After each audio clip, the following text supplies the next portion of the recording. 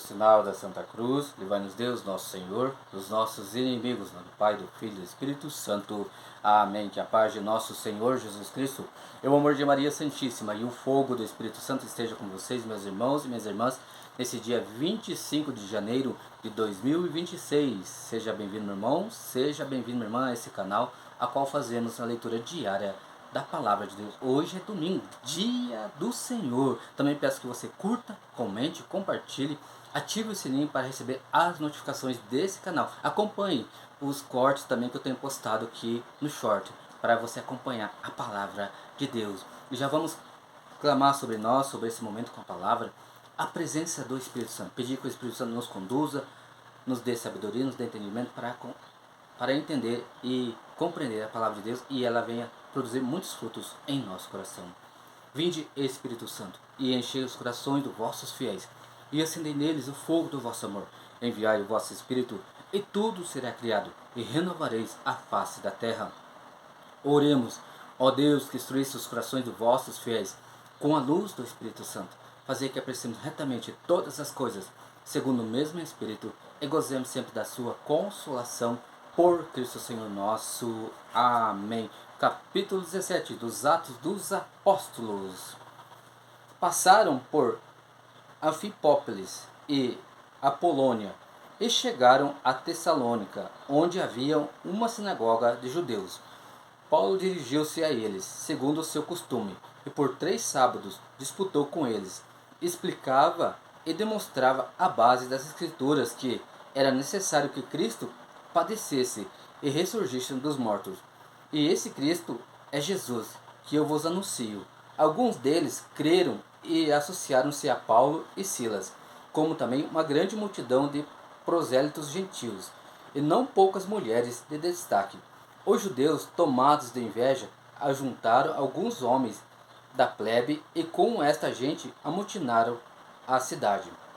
Assaltaram a casa de Jasão, procurando-os para os entregar ao povo. Mas como não o achassem, arrastaram Jasão e alguns irmãos à presença dos magistrados, clamando: estes homens amotinam todo o mundo. Estão agora aqui. E Jasão os acolheu. Todos eles contrariam os decretos de César, proclamando outro rei, Jesus. Assim incitavam o povo e os magistrados, e só depois de receberem uma caução de Jasão e dos outros é que os deixaram ir. Logo que se fez noite, os irmãos enviaram Paulo e Silas para Bereia. Quando ali chegaram, entraram na sinagoga dos judeus. Esses eram mais nobres do que os de Tessalônica, e receberam a palavra com ansioso desejo, indagando todos os dias nas Escrituras se essas coisas eram de fato assim. Muitos deles creram, como também muitas mulheres gregas da aristocracia, e não poucos homens. Mas os judeus de Tessalônica, sabendo que também em Bereia tinha sido pregado por Paulo a palavra de Deus, foram para lá agitar e sublevar o povo. Então os irmãos fizeram que Paulo se retirasse e fosse até o mar, ao passo que Silas e Timóteo ficaram ali. Os que conduziam Paulo levaram-no até Atenas. De lá voltaram e transmitiram para Silas e Timóteo a ordem de que fosse ter com ele o mais cedo possível. Enquanto Paulo os esperava em Atenas, à vista da cidade entregue à idolatria, o seu coração enchia-se de amargura. Disputava na sinagoga com os judeus e prosélitos, e todos os dias na praça com os que ali se encontravam. Alguns filósofos epicureus e estoicos conversaram com ele. Diziam-os que que quer dizer esse tagarela? Outros, parece que é pregador de novos deuses, pois lhe anuncia Jesus e a ressurreição. Tomaram-no consigo, levaram-no ao Areópago e lhe perguntaram: podemos saber que nova doutrina é essa que pregas? Pois o que nos trazes aos ouvidos nos parece muito estranho. Queremos saber o que vem a ser isso. Ora, como se sabe, todos os atenienses e os forasteiros que ali se fixaram não se ocupavam de outra coisa senão a de dizer ou de ouvir as últimas notícias.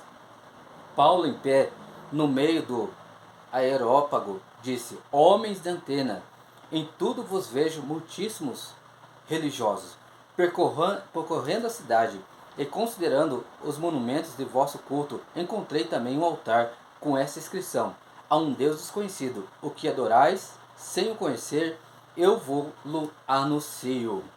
O Deus que fez o mundo e tudo o que nele há é o Senhor do céu e da terra, e não habita em templos feitos por mãos humanas, nem é servido por mãos de homens, como se necessitasse de alguma coisa, porque é Ele quem dá a todos a vida, a respiração e todas as coisas.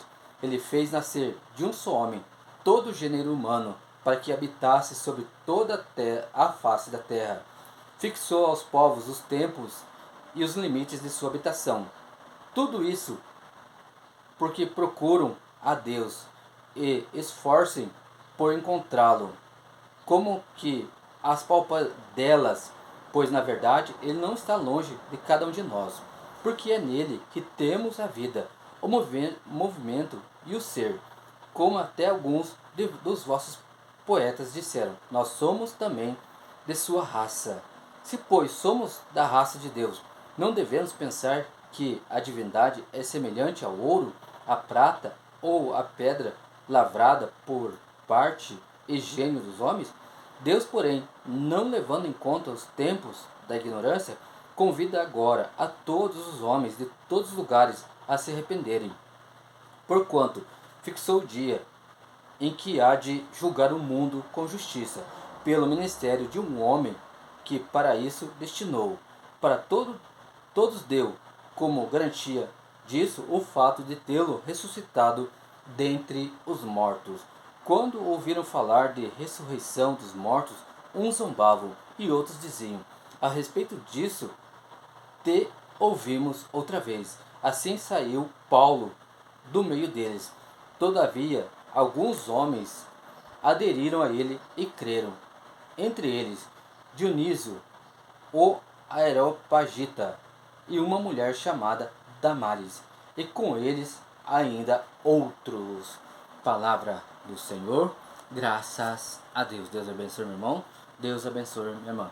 Pai, do Filho e do Espírito Santo. Amém.